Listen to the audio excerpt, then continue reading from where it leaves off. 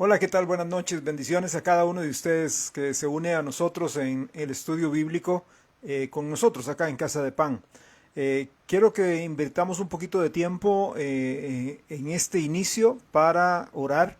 Tenemos ondas tropicales entrando muy seguidas en el país que están ocasionando desbordamiento de ríos, acequias, gente siendo evacuada de sus hogares en varios lugares de nuestra nación.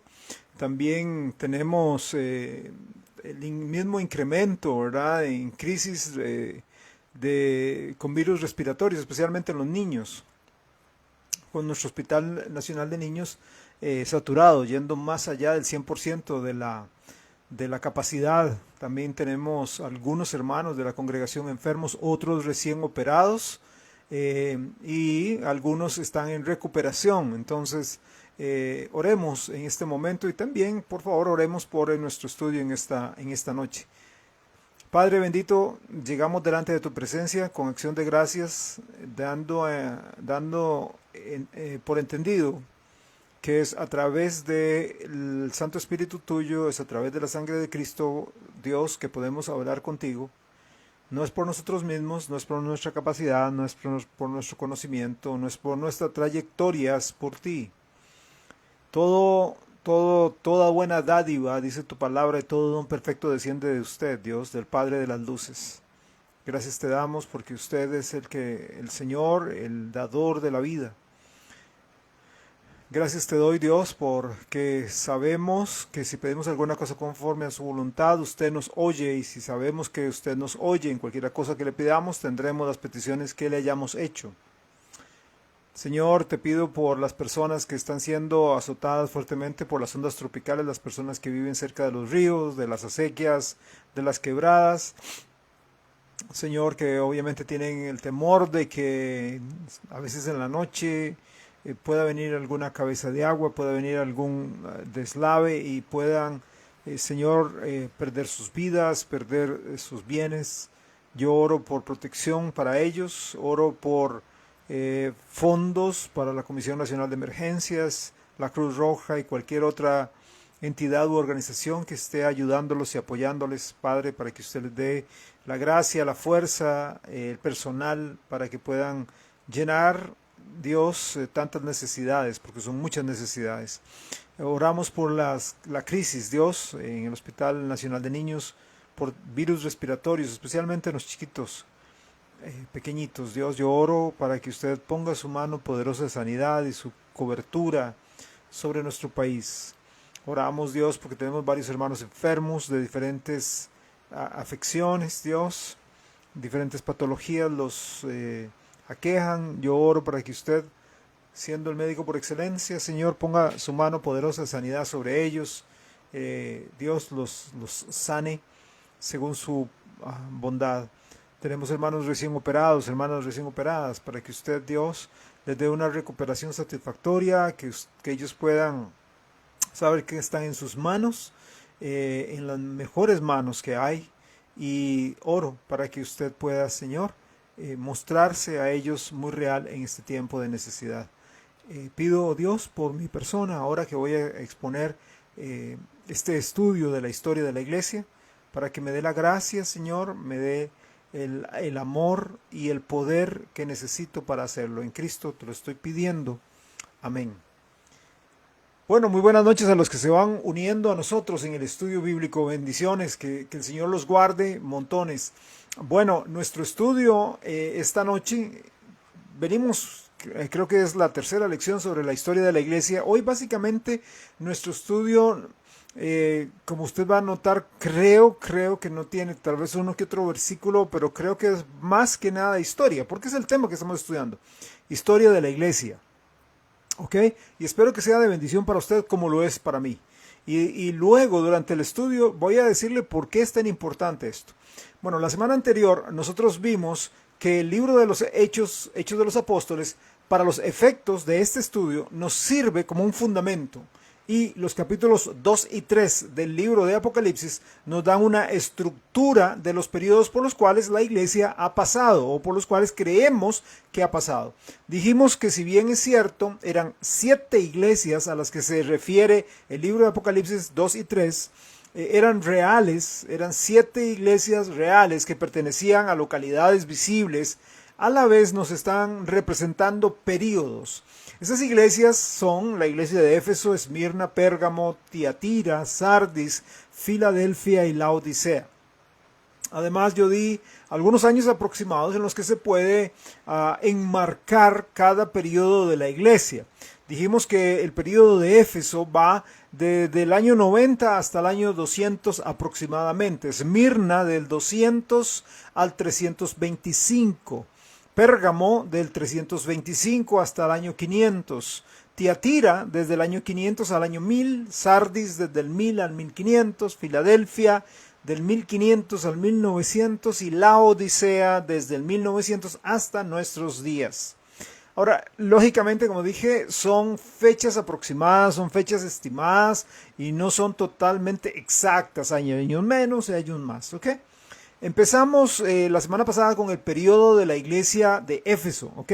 Dije que esta iglesia tenía unas características a las que el Señor hizo referencia allá en los primeros versículos de Apocalipsis capítulo 2. Dijimos que era una iglesia trabajadora, una iglesia que se esforzaba en servir al Señor y lo hacían pacientemente y sin desmayar. También dijimos que era una iglesia que recibió la gran comisión por parte de los apóstoles mismos y se enfrentaron y entregaron a la causa de llevar el evangelio por todo lugar. Era una iglesia que no toleraba a los cristianos carnales, a los cristianos desobedientes, porque ellos andaban buscando la pureza de la vida en la gente. También esta iglesia no toleraba, así como no toleraba a los cristianos fríos o carnales, no toleraba a los falsos apóstoles, aquellas personas que decían tener el mismo rango de apostolado que el de Pedro o el de Bartolomé, etc. Sin embargo, a pesar de todo esto tan válido, tan digno de una iglesia del Señor, habían abandonado su primer amor, cosa que el Señor les recrimina, ¿verdad? Les recalca. Ahora, su relación con el Señor era seca, era sin vida, era sin ánimo, era litúrgica, era formal, rígida, ¿verdad? Fría, aunque trabajaban para la obra del Señor, pero no tenían comunión con el Señor de la obra, no tenían una comunión estrecha. No digo que no oraban, no digo que no estudiaran las Escrituras, probablemente sí, pero lo hacían ritualistamente. No había ese deleite, ese placer de estar en la presencia del Señor. Como dice el Salmo, delicias a tu diestra para siempre. Ellos no gozaban de esas gotitas de riqueza de estar en la frescura del Señor. Durante este periodo, algunas iglesias, no todas, porque siempre, hermanos, siempre en todas las eras de la iglesia, en todas las edades, desde la iglesia primigenia, ¿verdad? Hasta hoy siempre ha existido un remanente que se ha mantenido en la verdad, en la pureza doctrinal. Pero varias iglesias empezaron a dar más prioridad a los escritos de los padres de la iglesia que a la misma palabra de Dios. Algunos empezaron a crear reglas para normar los cultos de las iglesias, ¿ok? En este tiempo donde en este tiempo donde aparecen los primeros símbolos y ritos, como por ejemplo la cruz. También empezó la semilla de lo que es la regeneración bautismal. ¿Qué es regeneración bautismal? Tal vez usted lo va a escuchar por acá, por allá, en algunos escritos que utilizan palabras teológicas. Regeneración bautismal lo que quiere decir en esencia es que el bautismo era necesario para obtener la salvación y la vida eterna. O sea que para entrar al cielo usted necesitaba bautizarse. Eso es regeneración bautismal. Al principio acá se estaban sembrando unas semillitas de esto. Y llegó a llamarse el bautismo ya no una ordenanza, sino un sacramento. ¿Ok? En lo que respecta a la cena del Señor, se le dio un carácter místico, un carácter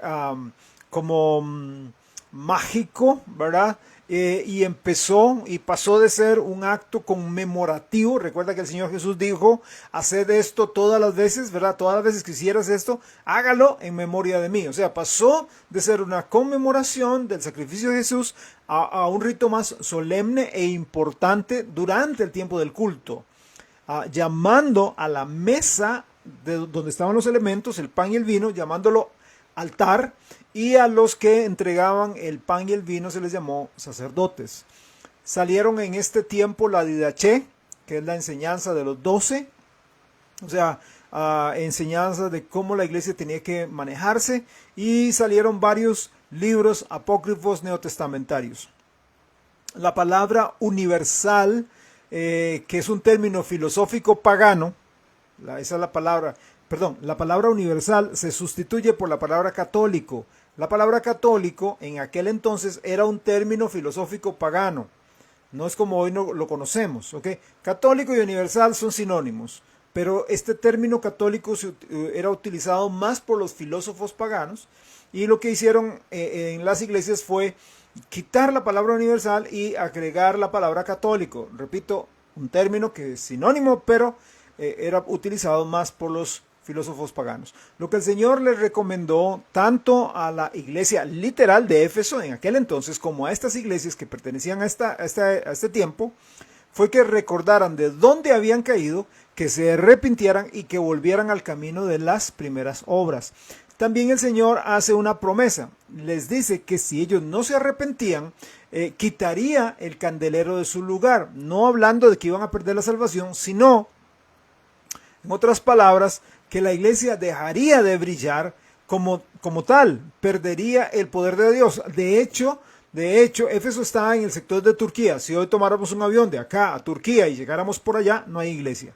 No hay ninguna iglesia. ¿Qué pasó? Eso me da evidencia de que no se arrepintieron. Entonces, la iglesia local en Éfeso desapareció, tristemente. Y hoy estamos haciendo las misiones, ¿verdad? Al revés. Antes eran de ese lugar hacia el mundo. Ahora es más bien del mundo hacia ese lugar. Porque tristemente no siguieron los consejos de Dios en cuanto al arrepentimiento. Bueno, también vimos la semana pasada y agrega una cosa más, ¿verdad? Esta iglesia, cuando vemos ahí Apocalipsis 2, esta iglesia en este periodo luchaba contra la doctrina de los nicolaitas, contra la enseñanza de separar el clero, o sea, aquellos que sirven al Señor tiempo completo, digamos, los líderes oficiales de una iglesia, y los laicos, los miembros de la congregación. Eso no existía en el tiempo de Jesucristo, no existió en los primeros años de la iglesia, se fue dando durante el proceso de este tiempo, ¿verdad? Desde el año 90 hasta el año 200, más o menos. En este tiempo se quería establecer un orden para gobernar a los laicos. Y terminé la semana pasada diciendo que esta doctrina de los nicolaitas lo que hizo fue darle la puerta o abrirle la puerta al gnosticismo. Esta idea, esta doctrina del gnosticismo enseña que entre más conocimiento tiene una persona, más cerca de Dios está. ¿Ok? Que entre más capaz sea una persona, más contacto con Dios tiene. Ahora, yo creo que la semana pasada vimos bastante, ¿cierto? Pero aún nos falta bastante, ¿ok? Así que siéntese bien, amárrese sus cinturones, porque hay buena materia que necesitamos ver hoy. Este periodo de Éfeso hace una transición del ministerio de los apóstoles, o sea, cuando hablamos de los apóstoles estamos hablando de los 12 apóstoles, ¿verdad? Y Pablo, los 12 apóstoles y Pablo.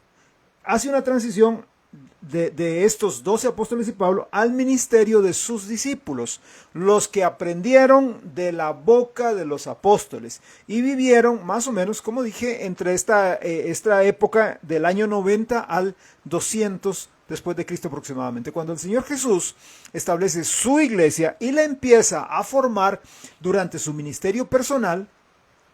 Recuerden que con la llegada del Espíritu Santo en Pentecostés, la iglesia recibe vida como tal. Jesús estaba organizando su iglesia durante su ministerio personal, pero recibe vida en el tiempo de Pentecostés, cuando el Espíritu Santo desciende. ¿Ok? Los apóstoles siguen la orden dada del Señor de hacer discípulos en todo lugar, pero mayormente se concentraron en los judíos. Si usted ve, como dije el domingo pasado, un momento ahí, Pedro se concentró con los judíos. Pero Dios entonces llama a Pablo y le encomienda el apostolado a los gentiles. Y su ministerio, el ministerio de Pablo, se extiende hacia Asia Menor y Europa. Los apóstoles de Cristo estaban entonces levantando una nueva generación de siervos y seguidores del Señor, que llegaron a ser los padres apostólicos de la iglesia. Estos hombres fueron el fruto del ministerio personal de los apóstoles. O sea, los apóstoles, Pedro, Bartolomé, Juan, ¿verdad? Mateo, etc. Ellos tomaron personas y las fueron discipulando, y algunas de ellas descollaron y se convirtieron en líderes, sucesores, que tomaron las iglesias y tomaron sus posiciones de autoridad y liderazgo entre las congregaciones. Usted va a escuchar, si estudia un poco de historia de la iglesia afuera, o a veces en algunos escritos, usted va a escuchar de algunos de ellos. 4 son los más conocidos en esta primera generación. ¿Ok? En esta primera generación. ¿Quiénes eran? Clemente de Roma, Ignacio de Antioquía, Policarpo y Papías de Hierápolis. Estos 4 eran los más renombrados. ¿Por qué eran tan renombrados? Porque fueron los que más escribieron, y muchos de sus escritos todavía existen. Tal vez no en códices completos, pero en fragmentos. Pero sí existen todavía, bien resguardados, obviamente, en algunos museos y en algunos lugares. Después de ellos, después de esta primera generación, después de los apóstoles, se levanta una segunda generación de creyentes, fruto del ministerio de las primeras iglesias establecidas por los discípulos de los apóstoles. Todavía acá nos encontramos en el período de Éfeso, no hemos pasado. Pasaremos, Dios primero, la otra semana al período de Esmirna. Pero estamos en Éfeso, o sea, los primeros 2 siglos. Aquí también hubo otros padres de la iglesia. ¿Quiénes fueron? Los más renombrados: Tertuliano de Cartago, Arístides, Justino el Mártir, Tasiano, Atenágoras, Teófilo de Antioquía, Aniceto, Marción, Cipriano de Cartago, Orígenes, Ireneo de León y Orígenes, que es quizá uno de los que más se conocen. Cuando el primer siglo de la era cristiana termina, el primer siglo, probablemente había entre 200 y 300 iglesias locales establecidas en esos sectores. Cuando los apóstoles mueren, muere con ellos la autoridad, su autoridad de apóstol. Lo que ellos nos dejan fueron sus escritos, lo que conocemos como el Nuevo Testamento. No nos dejan su oficio o su puesto de apóstol. No existe sucesión apostólica. Que murió Pedro, entonces Pedro le entrega la estafeta, ¿verdad?, del estandarte al otro, y este otro vive un tiempo y luego se lo entrega a otro, y ahí va.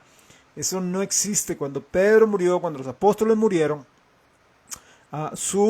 lo que nos dejan son sus escritos. La autoridad bíblica, la autoridad de Dios en sus escritos, pero no su oficio. El apóstol Juan murió alrededor de más o menos entre el año 95 y 100 después de Cristo. Antes del 150 después de Cristo, vemos el Nuevo Testamento ya siendo copiado y distribuido. A veces la gente piensa de que las copias empiezan a salir muchos años después. No, en el año 150 después de Cristo. O sea, repito, Juan muere entre el 95 y el 100. Unos 50 años después, ya el Nuevo Testamento está siendo copiado y distribuido entre las iglesias de todo ese sector. Entre el primer siglo y el comienzo del segundo siglo, se traduce la Biblia por primera vez. ¿Ok? Entre el primero y el segundo siglo, por primera vez se traduce toda la Biblia, Antiguo y Nuevo Testamento. Lo que se llamó la Peshita o el Siriaco. Es una traducción de la Biblia, como digo, Antiguo y Nuevo Testamento, en la lengua de Siria. También hay otra traducción en el latín, ya para el segundo siglo. Esta traducción que se hace en el segundo siglo es llamada la Ítala. Vamos a hablar de ella un poquito más adelante. Aunque la Biblia no nos dice lo que les sucedió a los apóstoles y a sus discípulos, hay escritos, hay tradiciones que nos hablan de sus ministerios y de su muerte. Uno de los libros que contienen más detalles en cuanto a esto, pues hay historiadores, ¿verdad? Como historiadores algunos que no son creyentes, como Flavio Josefo, que era un historiador judío no cristiano, no creyente, que narra las historias y vamos a ver, tengo aquí, no, el libro dice Obras completas de Josefo, es uno de los libros que tengo, pero narra acerca de las hazañas, historias, situaciones que los judíos vivieron. Pero especialmente hay uno que nos habla acerca de las muertes, de los martirios de los creyentes desde los apóstoles hasta las eras más recientes. Este libro consta de 2 tomos y se llama El libro de los mártires de Fox, así como lo oye, el libro de los mártires de Fox. Y quiero narrarle algunas de esas tradiciones, repito, no está en la Biblia, pero son tradiciones que corroborando los mártires de Fox con otros historiadores como concuerdan, entonces puede darse la posibilidad de que así fue.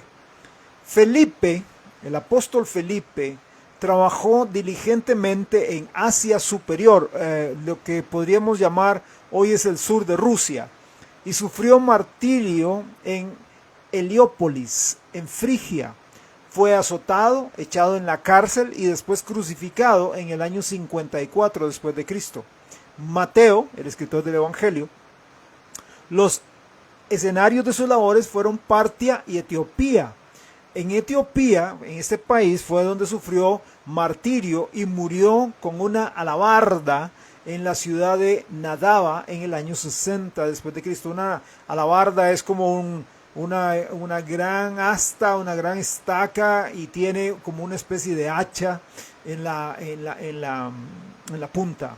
Matías, el sucesor de Judas, recuerdan cuando Judas murió allá en Hechos 1, hacen la elección. Matías fue apedreado en Jerusalén y luego fue decapitado. Andrés, el hermano de Pedro, él predicó el evangelio a muchas naciones en Asia, pero al llegar a Edesa fue prendido y crucificado, pero la forma en que lo crucificaron fue muy diferente, porque la forma en que lo crucificaron a él fue no la forma tradicional de una cruz, sino de una X, ¿verdad? De una X, en forma de X. De hecho, si usted pone en cualquier lugar la cruz de San Andrés, usted verá que siempre le van a poner una cruz en forma de X. Bartolomé predicó en varios países y habiendo traducido el Evangelio de Mateo al lenguaje de la India, lo propagó en aquel país. Finalmente fue cruelmente azotado y luego crucificado por los agitadores en ese lugar. Tomás, llamado Dídimo, predicó el Evangelio en Partia y la India, donde provocó la ira de los sacerdotes paganos, quienes lo martirizaron y murió atravesado por una lanza. Simón, conocido como el Celote, predicó el Evangelio en Mauritania, África, e incluso en Gran Bretaña, país en el que fue crucificado en el año 74 después de Cristo. Juan, el apóstol, el amado, fue enviado de Éfeso a Roma, donde se dice que fue echado en un caldero de aceite hirviendo. Domiciano lo destierra posteriormente, no murió, Dios le resguardó su vida, aunque le echaron en este caldero, y Domiciano lo destierra a la isla de Patmos, donde él escribe el Apocalipsis. Nerva, el emperador sucesor de Domiciano, lo libera. Fue el único apóstol que escapó de una muerte violenta. Marcos, el autor del Evangelio, fue arrestado y despedazado por el populacho de Alejandría. Con las manos la gente lo despedazó en la gran solemnidad, en la gran fiesta de su ídolo Serapis, acabando su vida en sus implacables manos. Lucas, el médico amado, autor del Evangelio, fue ahorcado en un árbol por los sacerdotes idólatras de Grecia.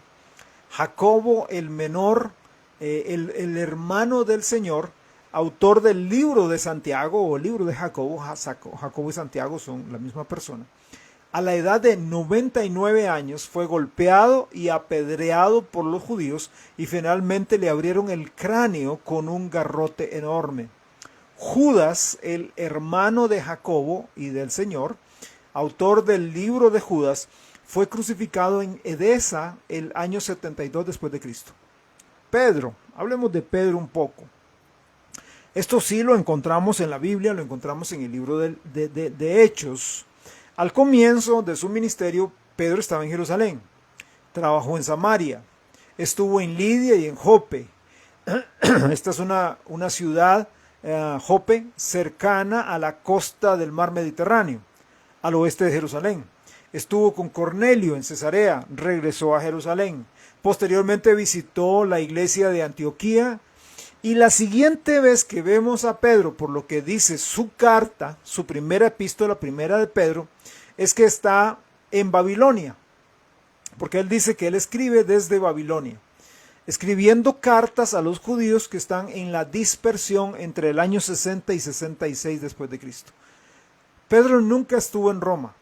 No hay ningún indicio histórico, no hay ningún indicio bíblico de que Pedro haya estado en Roma. La evidencia bíblica niega la tradición de que él estuviera en Roma en alguna ocasión. Un ejemplo de ello es lo que quiero narrarle ahorita. Pablo escribió la carta a los romanos en el año 60 después de Cristo, fecha en que Pedro escribe también su primera epístola. Su primera epístola. Pedro dice, yo estoy en Babilonia. Ahora, ¿por qué hago esta salvedad? Porque de repente hay gente que se va y se extralimita un poco, hay gente que se emociona y saca las cosas fuera de su debido contexto. Y entonces tenemos algunas personas que de repente dicen, Pedro estaba en Babilonia, figurativamente esa Babilonia tiene que ser Roma. El problema de esto es que entonces es muy peligroso porque cualquier lugar que es mencionado, de repente yo puedo decir que figurativamente me suena a mí que puede ser tal cosa. No, si él dice que estaba en Babilonia, estaba en Babilonia. Ok, ahora, Pedro está en Babilonia escribiendo. Pablo escribe a los romanos, ¿verdad? En el año 60, ambos más o menos en la misma fecha están escribiendo. Sin embargo, Pablo no menciona a Pedro para nada en su carta, para nada. Si Pedro hubiera estado en Roma, él menciona a algunos hermanos y hermanas de Roma y dice, salúdame a fulana y salúdame a fulano, ¿verdad? Como a veces decimos, ¿verdad? Mira, saludarme a tal, saludarme a la hermana tal, por favor, qué linda la familia, qué bueno el café que nos tomamos allá con los tamaritos. O sea, y sin embargo, Pablo omite a Pedro, ¿verdad? Cosa que, por ejemplo, en Gálatas, cuando enfrenta a Pedro, lo llama por su nombre. Yo me enfrenté cara a cara con Pedro, ¿ok? También Pablo, cuando estaba prisionero en Roma, escribió varias cartas. Escribió Efesios, Filipenses, Colosenses y Filemón. Él estaba en Roma, ¿verdad? Y en ningún momento Pedro llegó a visitarlo. En ningún momento él hace dirige un saludo o dirige una partecita a Pedro. Pedro nunca estuvo en Roma, por lo cual nunca fue pastor ni obispo en ese lugar. Jerónimo dice que Pedro fue crucificado cabeza abajo por una petición propia, porque según dijo Pedro, no era digno de ser crucificado de la misma forma y manera en que el Señor Jesús lo fue. Pablo, por su parte, hablemos de él, de su vasto ministerio por Asia Menor, fue a España, a Gran Bretaña, estuvo encarcelado en Roma, sufrió martirio en el año 68 después de Cristo. Nerón, estando en el poder, mandó que lo decapitaran. Él mandó que lo decapitaran según los análisis históricos y hasta ahí queda. Podríamos seguir Y seguiremos más adelante hablando de hombres y mujeres que compraron con su sangre la libertad de predicar la palabra que hoy tenemos. Tal vez usted dice, ay, pastor, pero ¿por qué? ¿Por qué hablar de la historia de la iglesia? Hermanos, hermanas, es porque es muy importante. Es muy importante. Decía yo el domingo pasado que nosotros como cristianos tenemos que honrar nuestra patria, sentirnos orgullosos de nuestra patria, respetar nuestra patria. Los deberes cívicos debemos nosotros los cristianos ser ejemplos, que cuando cantamos el himno pues estemos en nuestra posición firme mostrándole a nuestros hijos que amamos a Dios sobre todas las cosas, pero que también amamos la patria momentánea que tenemos. Sabemos que este no es nuestro hogar y que volamos hasta el Señor, pero mientras tanto estamos acá en Costa Rica, los que estamos en Costa Rica, ¿cierto? Ustedes que están en otros países que me escuchan, pues ustedes tienen que estar ahí, amen su país y honrenlo. Pero en cuanto al cristianismo, ahora, discúlpeme el coloquialismo con el que voy a hablar, a mucha gente les resbala el tipo de denominación en que esté, el título que tenga, no importa, no importa. Y no se dan cuenta, no entienden el legado que están recibiendo, que hombres y mujeres pagaron con su vida para que tengamos hoy la iglesia de Cristo como la tenemos. Que hombres y mujeres pagaron con su sangre para que tengamos una Biblia, que podamos abrirla, leerla, estudiarla con toda libertad, en nuestro idioma. Ahora, volviendo al tiempo de Éfeso, notamos que una transición toma lugar, ¿ok? De la autoridad verbal de los apóstoles a la autoridad de la palabra de Dios escrita. Cuando mueren los apóstoles, otros se levantan y toman su lugar, continuando la obra de Dios. Aquellos que fueron entrenados por los apóstoles siguen sus pasos. Lo que vamos a ver en cuanto a estos sucesores en el periodo de Éfeso es que tenían muy buenas intenciones. Eran hombres espirituales, dedicados, completamente comprometidos con la palabra de Dios, conectados con el Señor. La mayoría de ellos, la mayoría, no todos. Algunos hasta se duda en los análisis históricos que fueran creyentes. Sin embargo, desafortunadamente el diablo se infiltra y por eso es que necesitamos orar tanto por el liderazgo de la iglesia. Porque el diablo quiere infiltrarse para afectar, dañar, torcer la sana doctrina. Ahora tenemos que hacer una diferencia entre doctrina y práctica. Doctrina y práctica, ¿ok? Una cosa es la doctrina. Doctrina sale de la palabra de Dios y otra cosa es la práctica. Doctrina. La salvación es eterna. La salvación viene del Señor. Es por gracia, por medio de la fe. Práctica. Qué sé yo. Algunos dicen, no hay problema con todos los instrumentos que utilicemos en la iglesia. Otros dicen, no queremos batería, no queremos esto, solamente piano. Son prácticas. Si alguien utiliza solo piano, está bien. Si alguien utiliza todos los instrumentos, batería, guitarra eléctrica, siempre y cuando todo se haga decentemente con orden, bien también. Bien también. Una cosa es doctrina, otra cosa es práctica. ¿Verdad? Eso es importante entenderlo porque hay gente que confunde a veces, como decía mi abuelita, la gordura con la hinchazón y entonces dice, oye, es que el pastor está sin corbata y es doctrina. No hay doctrina. La Biblia no dice, pastores vestiréis con corbata o con saco, ¿verdad? No. Es simplemente que el pastor o el líder o el que lo quiera hacer ese día puede llegar como sea, siempre y cuando sea decoroso, ¿verdad? Siempre y cuando haga honor al lugar donde está. Bien. Entonces es importante entender eso. Pero el diablo quiere infiltrarse para dañar, para torcer, para sembrar semillitas que después, pequeñas semillas que más tarde vayan a ser utilizadas para crear grandes doctrinas heréticas, como vamos a estar viendo durante este tiempo. Esos hombres son llamados padres de la iglesia. ¿Qué es un padre de la iglesia? Bueno, padres de la iglesia son hombres, son maestros, que fueron importantes en la historia de la iglesia por dos razones. Fueron importantes por dos razones. Número uno, eran líderes en el cristianismo y tenían mucha influencia como líderes. Y número dos, escribieron mucho. Y mucho de lo escrito, como dije anteriormente, aún está preservado en nuestros días. Así que podemos aprender mucho de ellos y de la situación de la iglesia durante sus días a través de los escritos. Como dije anteriormente, la mayoría de estos padres de la iglesia eran hombres de fe, eran hombres de valor, eran hombres de Dios, completamente entregados al Señor y a su obra. Y muchos de ellos predicaron por años e incluso algunos pagaron con su vida por hacerlo.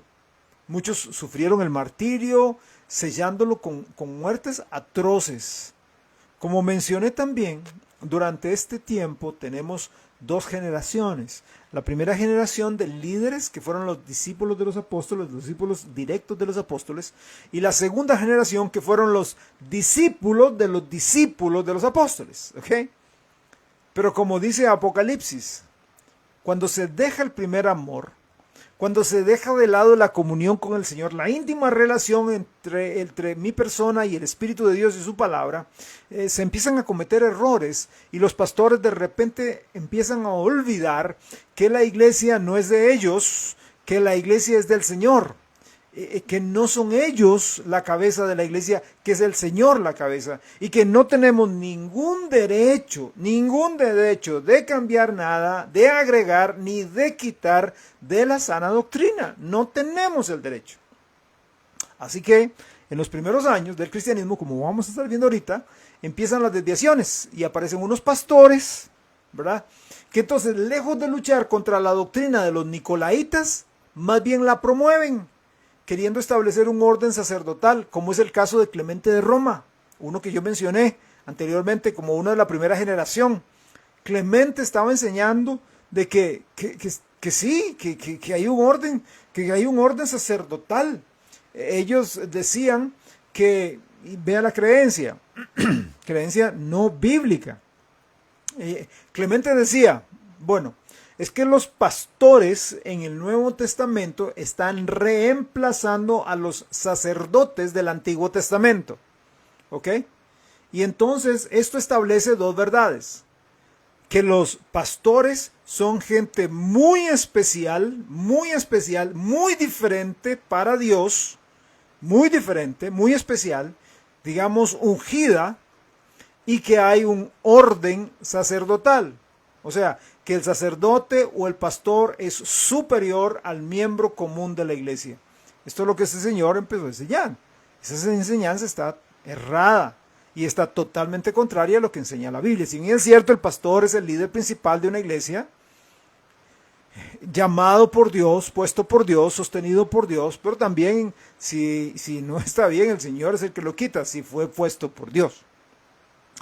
Y obviamente trabaja en conjunto con los miembros de la iglesia, pero es el pastor el que a Dios le da la visión y es el que va adelante del rebaño guiándola.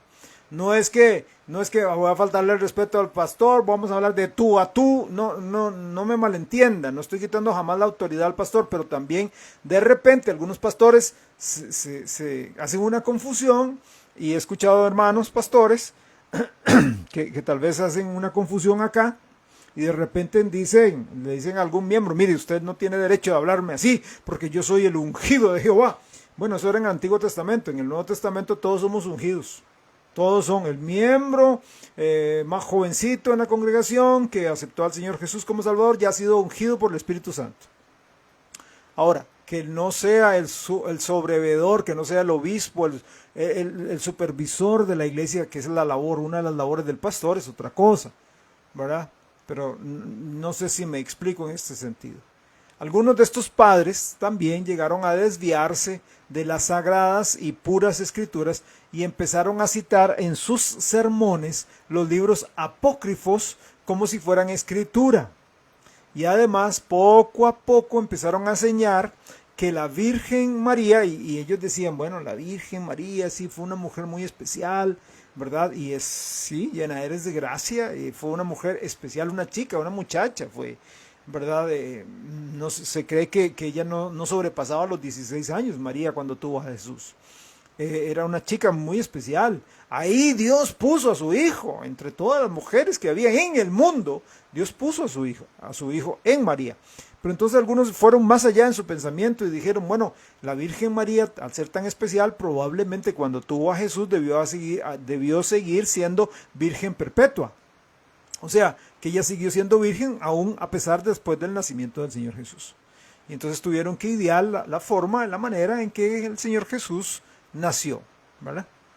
Otros como Ignacio de Antioquía empezaron a enseñar que las oraciones de los pastores eran más eficaces que las oraciones de los cristianos comunes. Ve, de ahí, de allá, entre el 90 y el 200 después de Cristo, es donde viene ese concepto que al día de hoy la gente llega y dice, pastor, ore por mí, porque a usted sí lo oye Dios.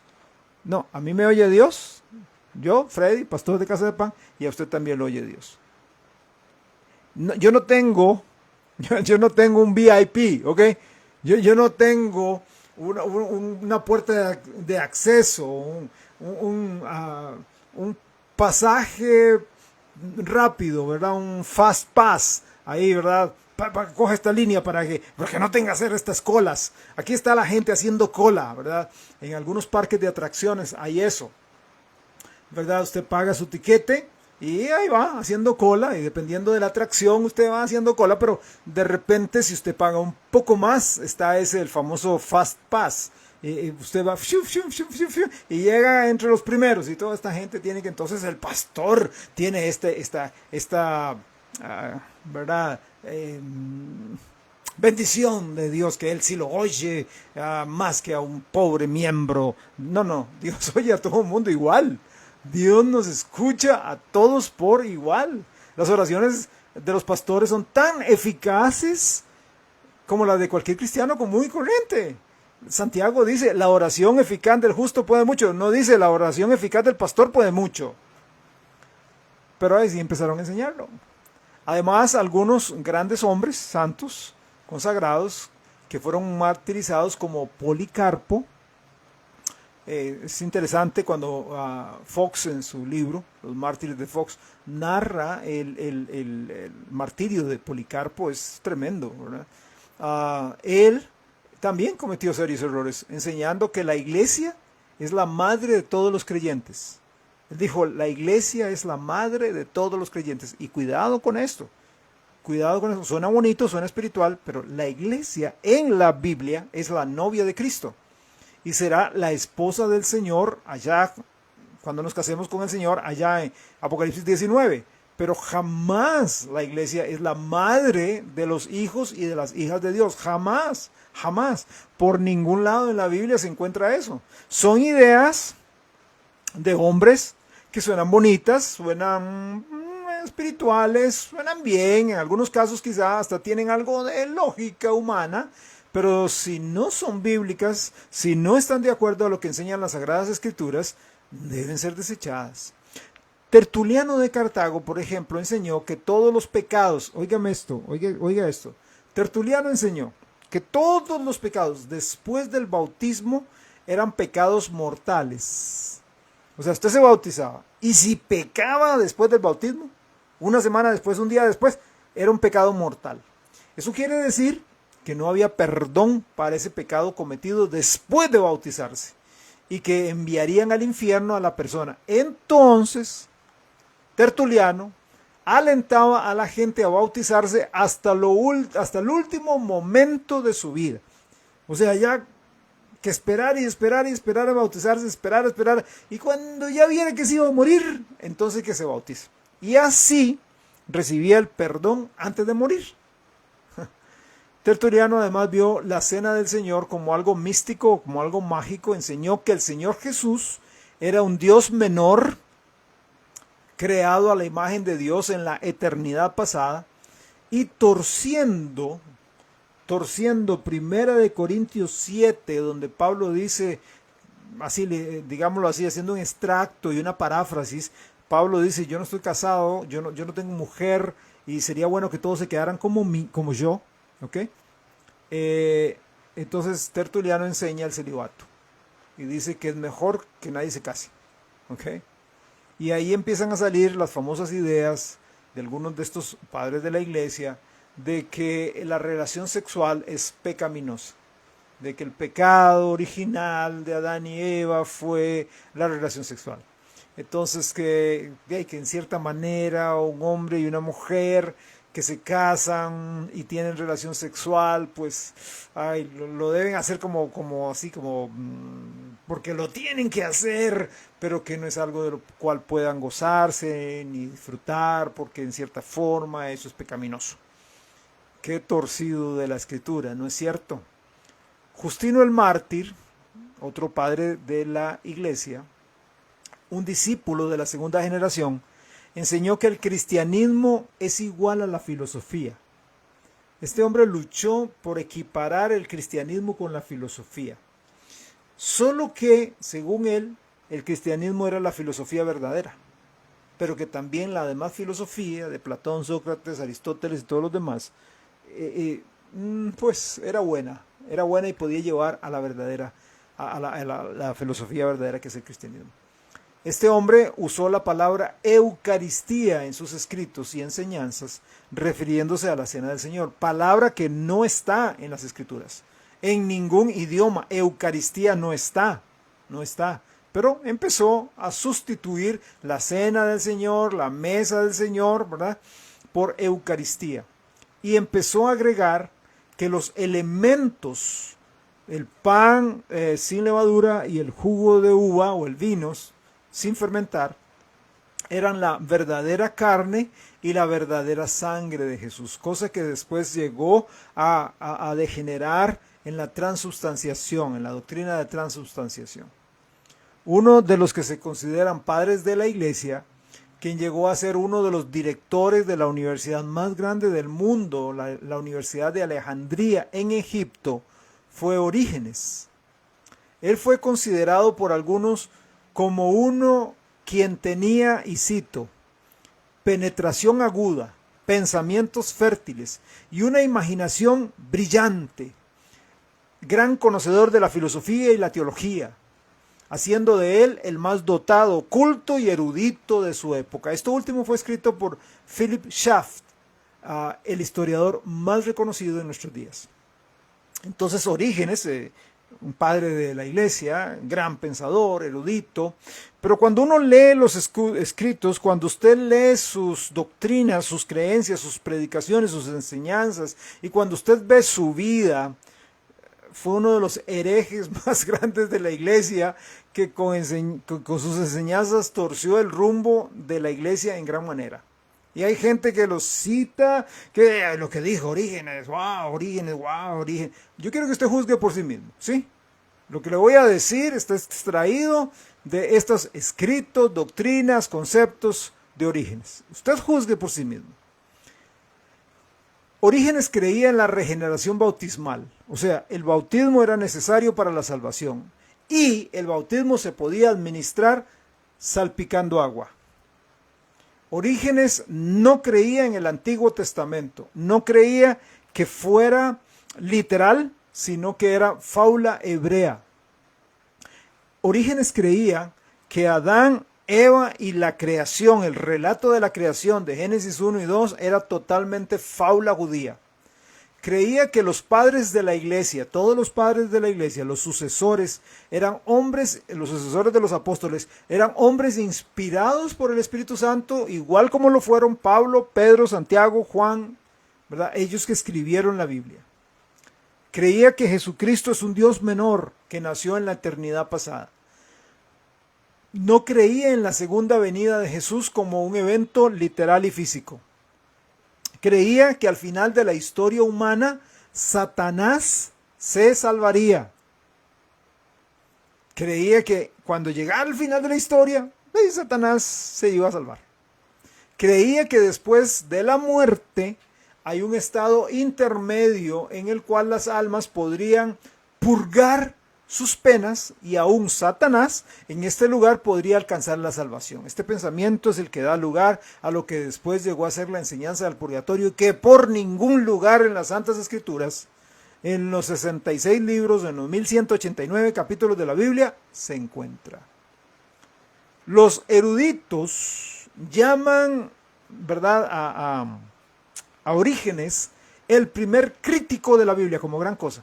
El Orígenes, el primer crítico de la Biblia. Yo quiero hacer un comentario acá. El criticismo bíblico, conocido también como alta crítica, No es para nada bueno. En lo absoluto es bueno. ¿Sabe qué es lo triste del caso? Lo triste es que se utiliza en muchos seminarios y universidades cristianas reconocidas y se imparte como una materia más en el currículum académico. Usted tiene que llevar, qué sé yo, a historia del Antiguo Testamento, hebreo, griego, esto, el otro, aquí, allá, y criticismo bíblico o alta crítica, ¿verdad? Y usted, wow, el criticismo como tal implica encontrar faltas en algo o en alguien. Eso es el criticismo. Cuando se habla de criticismo bíblico, se presenta cuando personas, en su mayoría inconversos, porque desafortunadamente en algunos de estos seminarios y universidades cristianas, que supuestamente deberían ser creyentes los que enseñan, algunos son inconversos, son incrédulos, tratan de encontrar errores en la palabra de Dios. Sean cristianos o no cristianos, estas personas se levantan como jueces y hacen comentarios y afirmaciones desfavorables sobre la Biblia. En lugar de dejar que la Biblia los juzgue a ellos, o sea, que sean confrontados por la palabra de Dios, que la Biblia juzgue sus acciones, juzgue sus pensamientos, ellos se levantan como jueces señalando errores, supuestas contradicciones y faltas en ella. Esto es absurdo, esto es ilógico, esto es antibíblico y perdón por todos los seminarios famosos que lo enseñan, es basura. Basura que están lavando el cerebro de la gente, dándole a entender que tienen la autoridad para sentarse y tomar la Santa Escritura, la santa, pura e inerrante palabra de Dios y ponerla en tela de duda. ¡Qué barbaridad! Pero las semillas se sembraron allá, primero y segundo siglo.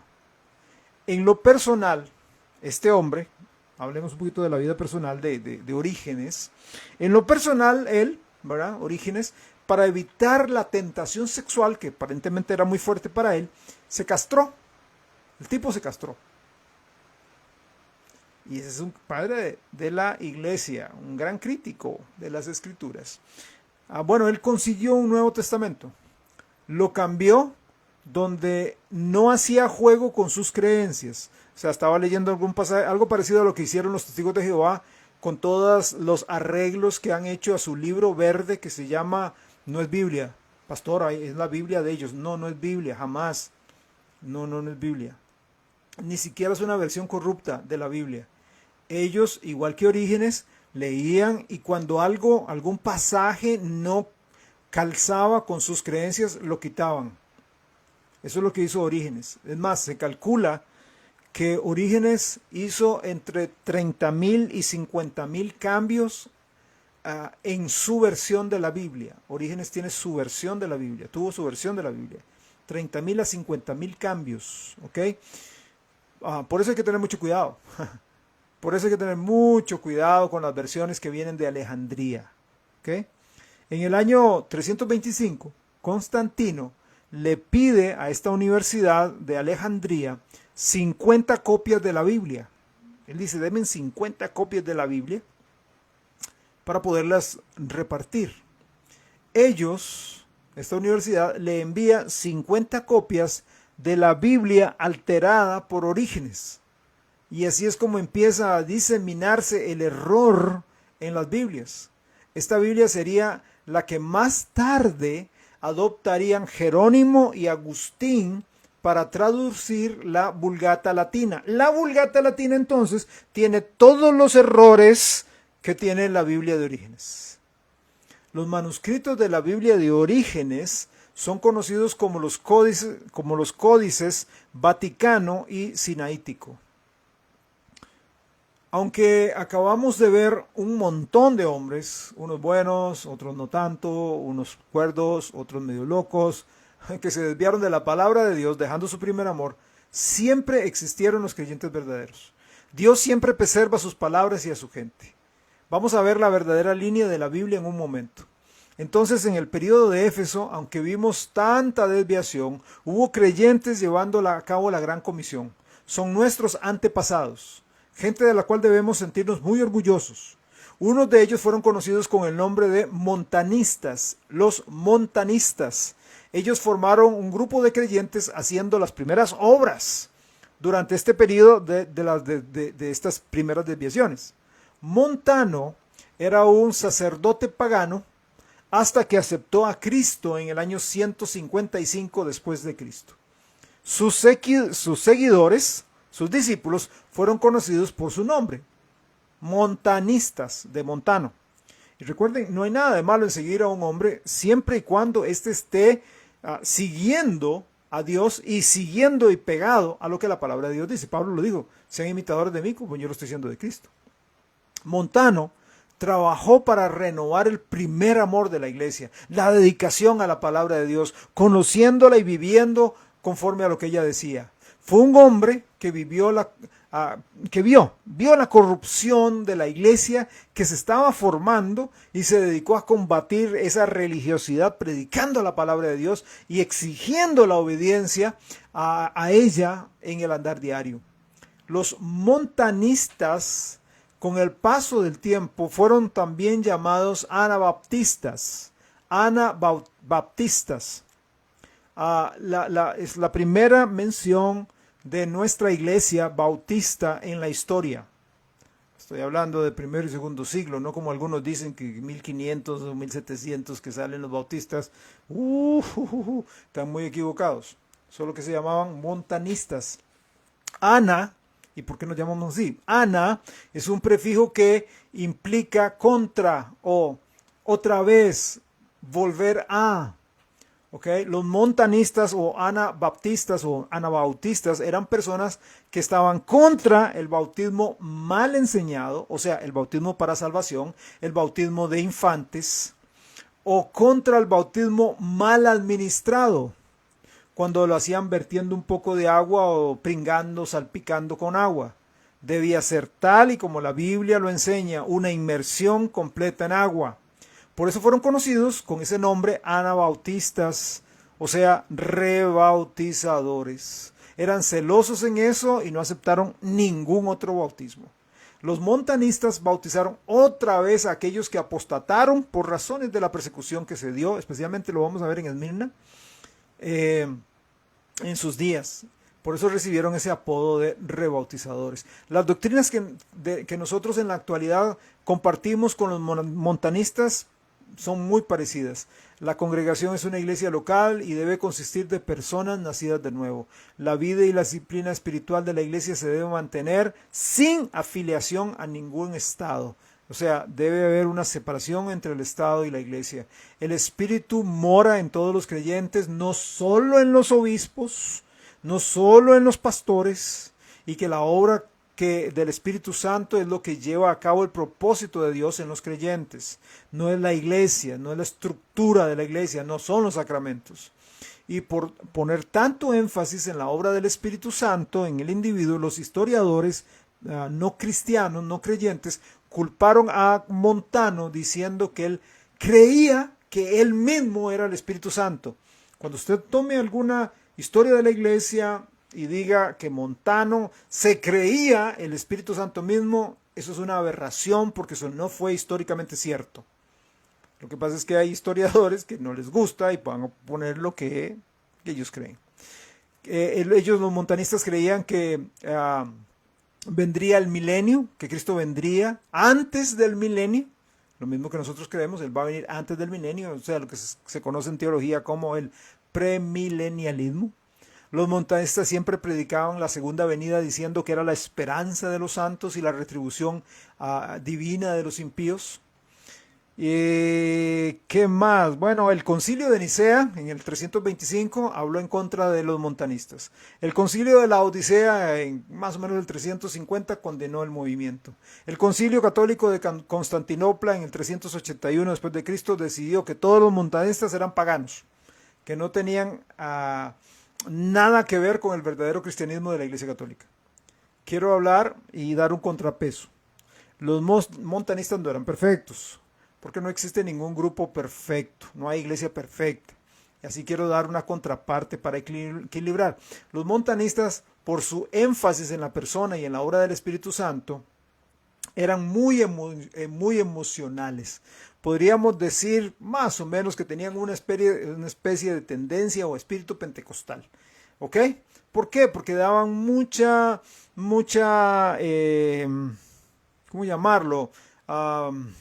Mm, Escogencia, ¿verdad? A todas las manifestaciones del Espíritu Santo, ¿verdad? Pero, ok, no hay iglesia perfecta, no hay iglesia perfecta. En lo que era netamente doctrinal, ok, muy parecidos a nosotros. ¿Qué podemos decir? La Biblia viene de dos ramas, y con eso yo quiero terminar. La Biblia viene de dos ramas, igual como la iglesia viene de dos ramas. O viene de Antioquía de Siria, de donde viene nuestra Biblia, Reina Valera, o viene de Alejandría, de donde Orígenes alteró manuscritos y donde vienen varios códices ahí. El texto del Antiguo Testamento que Dios preservó a través de los siglos viene del texto masorético, o sea, textos hebreos del Antiguo Testamento. La palabra masorético viene de la palabra hebrea masor, que significa entregar algo de la mano de otro.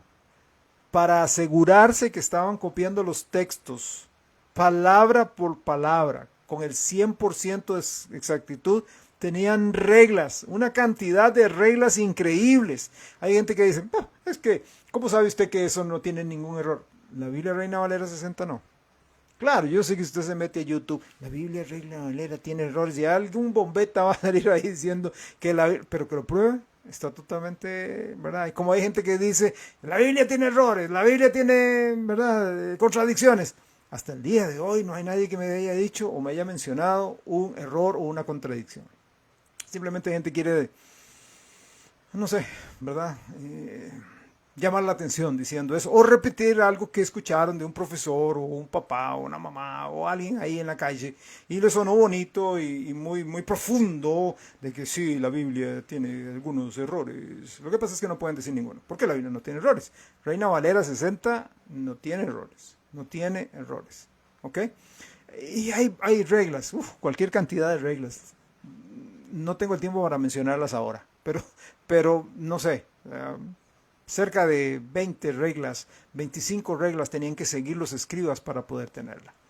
Entonces, yo quiero terminar esta noche diciendo que en este periodo de Éfeso tenemos, Éfeso, recuerda que significa la iglesia del propósito pleno. Eso es lo que significa Éfeso, propósito pleno. Esta iglesia recibió de los apóstoles la gran comisión, ¿okay? Recibió el evangelio, ellas fueron creyendo, pero desafortunadamente se fueron torciendo. Tristemente se fueron torciendo. Fueron sembrando pequeñas semillas. El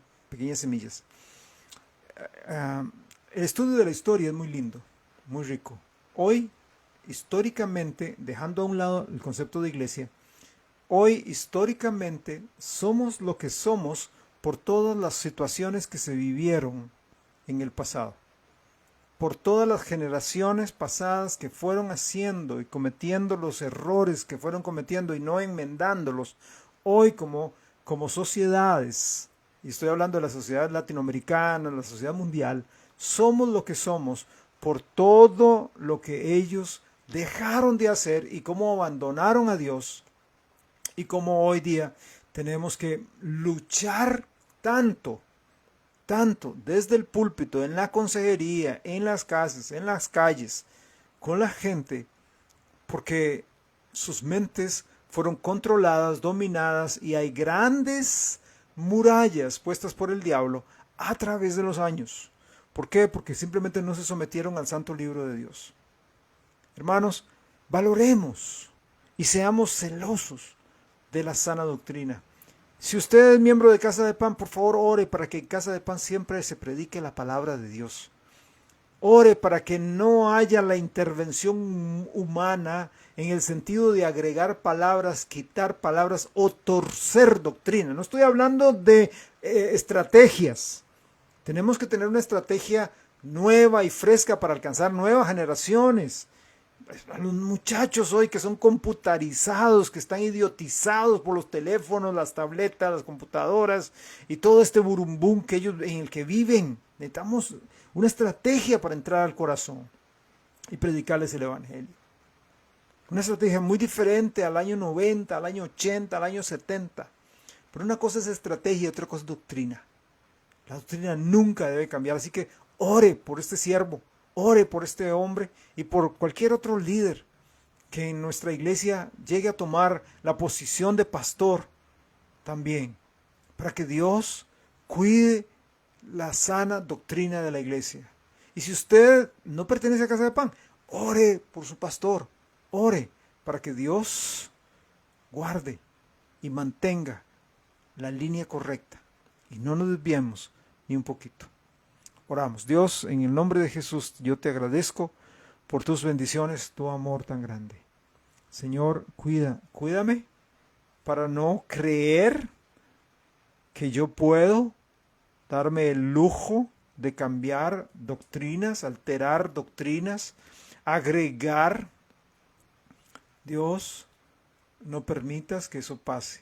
No dejes que la soberbia altere ni una sola palabra, ni una jota, ni una tilde de tu escritura, que haya pureza doctrinal.